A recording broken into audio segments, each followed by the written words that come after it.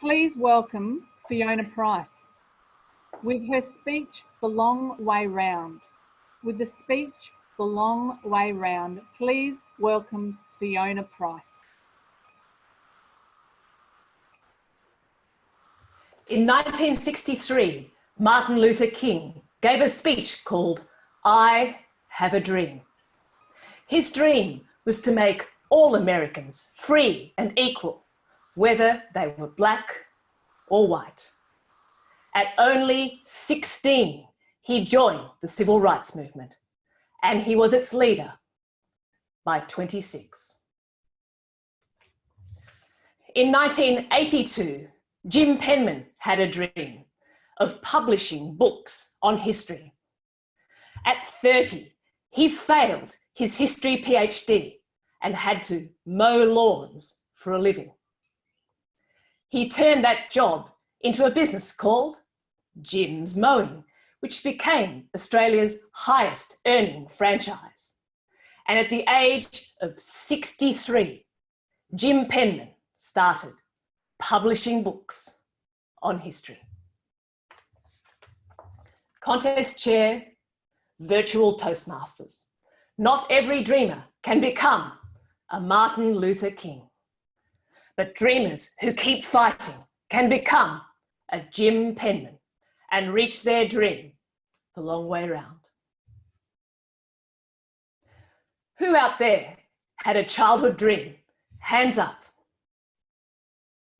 Leave your hand up if you have realised your childhood dream.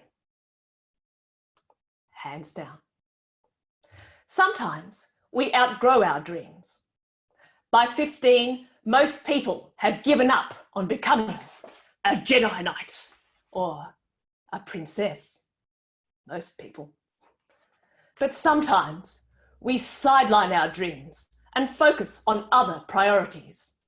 But if we never change those priorities, our dreams can end up abandoned. My childhood dream was to be a writer. At 2, I acted out stories with my toys. At 4, I put together my first picture book. But before I finished school, my dreams were derailed by pride and common sense. Pride arrived when I started learning the piano and heard this wonderful sound. Applause. I wanted more. And writing just didn't get me enough. So I spread my focus to more impressive things like getting A's on my school report. Common sense turned up later with a brand new sound. Ka-ching! So, you want to be a writer. Use your common sense. There's no money in writing. So I used my common sense. I took only career-oriented subjects, maths, physics, chemistry. I did nothing creative because after all, where's the money in that? By 26, when Martin Luther King was leading the civil rights movement, I hadn't yet published a novel. I was finishing a degree that I hated and starting my first full-time job. Pride was pleased. The degree was a PhD. Oh, so impressive. Common sense was also pleased.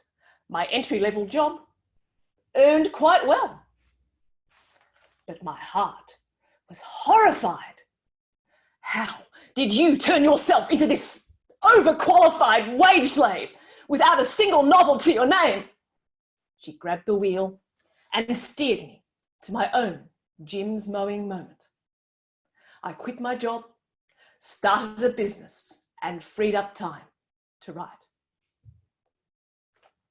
About a year later, I gave my manuscript to my arty friend Miranda and asked for her honest opinion. She is now my ex-friend, Miranda.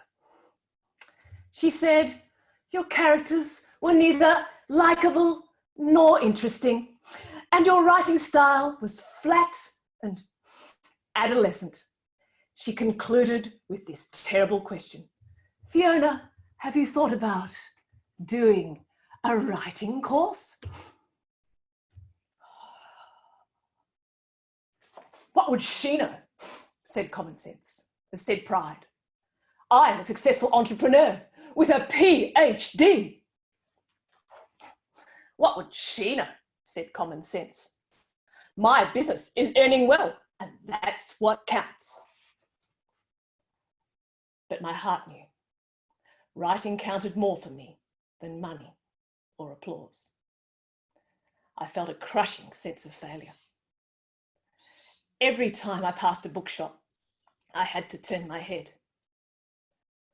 Then finally, I realised I'd never prioritised my dream. I'd never worked on my writing.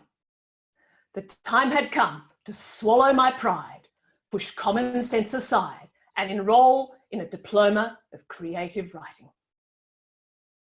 I wanted those teachers to tell me my genius needed no writing course. I wanted an apology for my pain and a 6-figure advance for my novel. But what I got was good quality feedback. I took that on board and finally finished my novel. And at the end of last year, Serenity Press published The Ivory Tower. I have a dream, but as dreamers go, I'm clearly no Martin Luther King. But I got there in the end, and I think this makes me a pretty good Jim Penman. If you have sidelined your dream, take heart. Sometimes dreams work out the way we plan, and we reach them in our youth. Sometimes they don't. Sometimes we reach our dream the long way round. Contest chair.